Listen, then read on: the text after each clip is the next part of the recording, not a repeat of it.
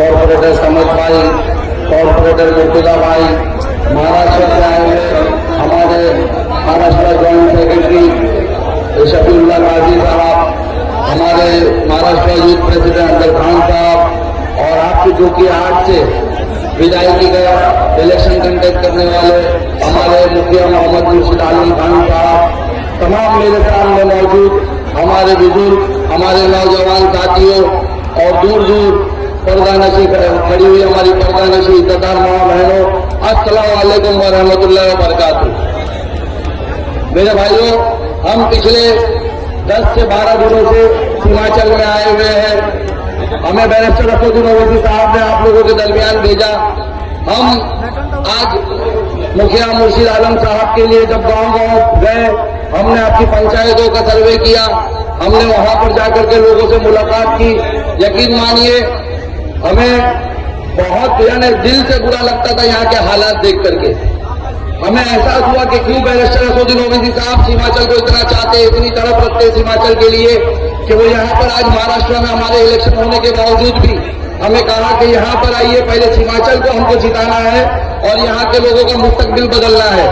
पिछले 65 सालों में यहाँ से हिमाचल से लोगों ने वोट तो लिया है, लेकिन हमारे लोगों की तरक्की नहीं की, और सिर्फ उसकी एक ही मुख्य वजह रही है कि हिमाचल में अल्पसंख्यक आबादी है, हमारी माइनॉरिटीज की आबादी, हमारे मुसलमानों की आबादी है, इसलिए यहाँ से तो वोट लिया जाता है लेकिन इसको पिछड़ा छोड़ दिया गया है।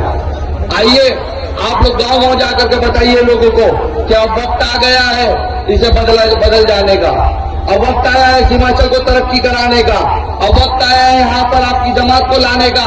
अब हम किसी गैर को वोट नहीं देंगे, कोई गैर पार्टी को वोट नहीं देंगे। अब आपके बीच आपका बेटा, आपका भाई, आपकी जमात से, आपकी पार्टी से आपका सदस्य बैरिस्टर असदुद्दीन ओवैसी आ चुका है। इंशाअल्लाह ताला आपको इस गुलामी से आजादी दिलाने के लिए हम उनका साथ देंगे। मेरे भाइयों, याद रखिए, आज बैरिस्टर असदुद्दीन ओवैसी साहब हिमाचल में पिछले 11 सालों से आपके लिए मुसलसल मेहनत कर रहे हैं, और यकीन जाने आपके लिए मेहनत करना, आपके लिए आवाज उठाना, आपके लिए बात करना बहुत ज्यादा लोगों के पेटों में दर्द कर रहा है, बहुत ज्यादा यहाँ के नेताओं के पेटों में दर्द कर रहा है। ये वो नेता है जब आपके खिलाफ कोई कानून सरकार लाती है, आपके खिलाफ कोई कानून सरकार लाती है, चाहे वो एनआरसी जैसा काला कानून हो, एनपीआर जैसा हो, सीए जैसा हो, वक्फ जैसा काला कानून हो, तो ये सब चुप रहते हैं। अगर आपके ऊपर कहीं हमला कर दिया जाए, कहीं हमारे बुजुर्गों को मारा जाए, मौत लिंचिंग की जाए गोश्त के नाम पर या कोई दूसरे नाम पर, तो ये खामोश रहते हैं। सिर्फ इन सरकार की आंख में, उस हुक्मरान, उस मोदी की आंख में आंख डालकर अगर कोई बात करता है तो मुझे फख्र है, वो मेरा और आपका सदर बैरिस्टर असदुद्दीन ओवैसी बात करता है। मुझे बताए कि आपका फर्ज नहीं, जो आपके लिए लड़ता है, आपके लिए बात करता है, आप उसे वोट देकर के उसकी ताकत को मजबूत करें। जो आपका दर्द रखता है उसको आप ताकत देकर मजबूत करें। अरे सोचे, ऐसा क्या दर्द हुआ कि आज बिहार के अंदर बहुत ज्यादा पार्टियां इलेक्शन लड़ रही है, सबको तकलीफ सिर्फ और सिर्फ बैरिस्टर असदुद्दीन ओवैसी साहब और उनकी पार्टी से है। जरा सोचिए ये क्यों है? क्यों? क्योंकि इस पार्टी एमआईएम की क़यादत करने वाले के सर पे टोपी और चेहरे पे दाढ़ी है, वो 5 वक्त नमाजी है, वो ताजुद गुजार है, और वो इस कौम का मुस्तकबिल बदलना चाहता है। ये तकलीफ हो रही है सबको। सोचिए, कौन बोले बैरिस्टर असदुद्दीन ओवैसी के खिलाफ? हम जवाब देने आए, हम महाराष्ट्र से ही आए। मैं उस गवैये को बोलूंगा, एक गवैया आया आजकल बिहार में, उसे हेलीकॉप्टर में थोड़ा घुमाया क्या जा रहा है तो पंख की तरह फड़फड़ा रहा है हर जगह जाकर के मेरे कायद के बारे में। उसकी फड़फड़ाहट बुझा के छोड़ देंगे इंशाअल्लाह ताला। कह रहा है वो गवैया जो खुद 10, 20, 50 के चिल्लर के लिए शहर पढ़ता है, अशायर पढ़ता है लोगों के सामने, थोड़ा नोट ज्यादा फेंक दो तो ज्यादा बोलता है, वो मेरे सदर के बारे में बोलेगा, वो गवैया बोलेगा। वो गवैये को मैं कहना चाहूंगा, याद रख, तुझ जैसा एहसान फरामोश इस कौम ने आज तक नहीं देखा।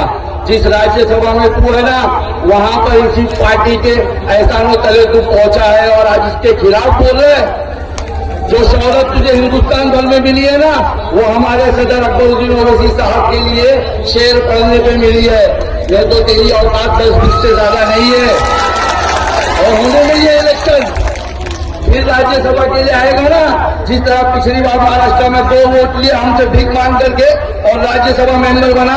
इस बार तुझे तेरी औकात बताएंगे, वापस वही मंच पर पहुंचाएंगे, 10-20 वोट उड़ाएंगे। तू बोलेगा मेरे सदर के बारे में, हेलीकॉप्टर का हिसाब पूछ रहा है, अरे 10-20 वाला हिसाब पूछ रहा है। सोचे एक आपके बीच में एक नई पार्टी आई है स्वेच्छा, वो प्रशांत किशोर, उसे तकलीफ है सबके बिहार आने से। क्यों तकलीफ है? क्योंकि वो बीजेपी का छोटा रिचार्ज है, छोटा रिचार्ज। याद है ना आपको 2014 में बीजेपी जब इख्तियार में आई, ये मोदी जब इख्तियार में आया, उसके पीठ के पीछे यही छोटा रिचार्ज खड़ा हुआ था। इसके ही मैनिफेस्टो से, इसकी ही पॉलिसी से आज हमारे खिलाफ, इसकी पॉलिसी अपना करके आज ट्रिपल तलाक जैसे बिल को पेश किया गया, इसकी पॉलिसी अपना करके आज CAA को पेश किया गया, आज वक्त के काले कानून को पेश किया गया। और ये उम्मीद रखता है कि मुसलमान इसको वोट देगा। अरे प्रशांत किशोर बाबू, अच्छा सब बिहार क्यों है? बिहार आएंगे, पूरे हिंदुस्तान जाएंगे, बिहार का किसी के बाप का है क्या? ओवैसी नहीं आना, ओवैसी याद रखो, ओवैसी साहब पूरे हिंदुस्तान में इलेक्शन कंटेस्ट करेंगे। वो सिर्फ हैदराबाद के MP नहीं, वो हमारे पूरे हिंदुस्तान के मुसलमान दलित के पिछड़े और दलितों के लीडर है, वो पूरे हिंदुस्तान कंटेस्ट करेंगे। हर एक 9वीं फेर बैरिस्टर असदुद्दीन ओवैसी साहब को आतंकवाद कह रहा है। अरे तेजस्वी, जो एक्सट्रीमिस्ट शब्द आपने इस्तेमाल किया, आपको उसका मतलब भी पता है कि आपकी एक प्रमोशन टीम ने कह दिया कि आप कह दो, तो आपने कह दिया। आप सोचे, बड़े शर्म की बात है, आज बैरिस्टर असदुद्दीन ओवैसी साहब को चरमपंथी कहा जा रहा है, आतंकवाद कहा जा रहा है। किसके लिए? मुझे बताए, क्या बिहार के मजलूमों की आवाज उठाना चरमपंथी है? क्या बिहार के मजदूरों के लिए उनके हक के लिए बात करना चरमपंथी है? क्या आपके शहरों में स्कूलें बनाई जाए, इस पर बात करना चरमपंथी है? जो यहाँ से पलायन करके दूसरे राज्यों में अपने परिवारों से दूर रह के रोजगार के लिए जाते, उनको यह रोजगार देना चरमपंथी है? अरे चरमपंथी तो उसकी सोच है जिसने आपको चरमपंथी कहा, जिसने बैरिस्टर असदुद्दीन ओवैसी साहब को चरमपंथी कहा। बड़े अफसोस की बात है, ये उनकी सोच बताती है कि उनको सर पे टोपी रखने वाला, चेहरे पे दाढ़ी रखने वाला एक ऐसा कहा चरमपंथी लग रहा है। ये उसने असद साहब को नहीं, वो उसने सीमांचल के हर एक उस मुसलमान को कहा जिसके चेहरे पे दाढ़ी और सर पे टोपी है। और इंशाल्लाह तेजस्वी, तुझे ये आवाम, ये मुसलमान जिनके सर पे टोपी, चेहरे पे दाढ़ी, दिल में ईमान है, 11 तारीख को पतंग छाप दबा के जवाब दे। हिमाचल का मुसलमान अब समझ चुका है कि उनका कोई नेता नहीं इस देश में, ना उनका नेता तेजस्वी है, ना नीतीश है, ना प्रशांत किशोर है, ना अखिलेश है, ना मोदी है। उनका नेता कौन है? तो सिर्फ और सिर्फ ओवैसी है। सब लोग अपने कायम पहुंच चुका है और इंशाल्लाह सीमाचल इतिहास रचेगा, इस बार रचेगा ना मेरे भाई। ओवैसी साहब को चरमपंथी कहने का बदला दोगे ना? क्योंकि आज आप मुखिया मुर्शिद आलम को जिताओगे ना? देखिए, हम बड़ी उम्मीद है कि आपके बीच आए, हम जवाब दे सकते हैं, लेकिन हम चाहते हैं कि जिसे चरमपंथी कहा गया वो मुसलमान से जवाब दे।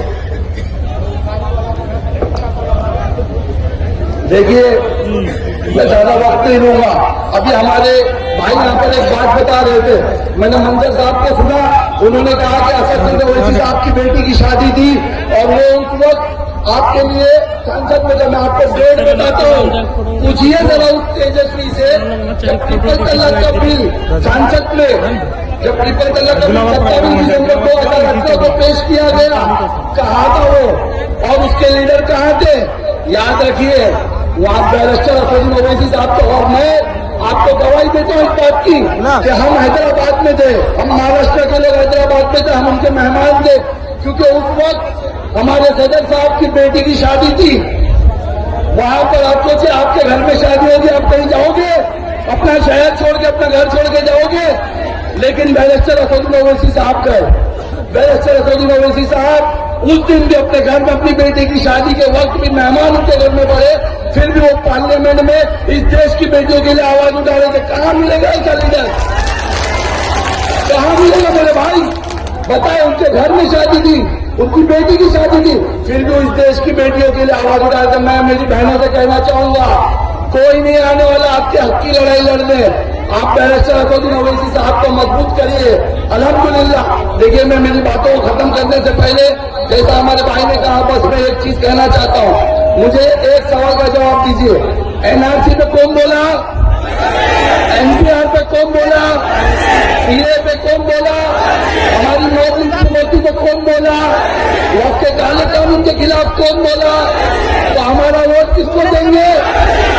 11 तारीख को 6 नंबर का बटन दबाते वक्त, बटन छाप दबाते वक्त ये याद रखिएगा कि वोट मुर्शिद आलम साहब को नहीं, ये वोट अख्तर रहमान साहब और बैरिस्टर असदुद्दीन ओवैसी साहब को है।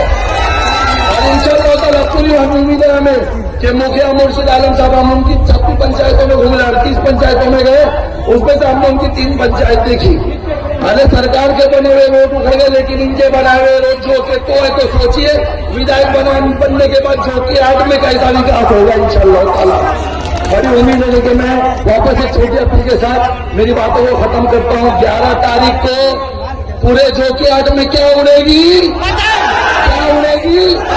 अपना छाप, अपना छाप, अपना छाप, अपना लीडर, अपना लीडर।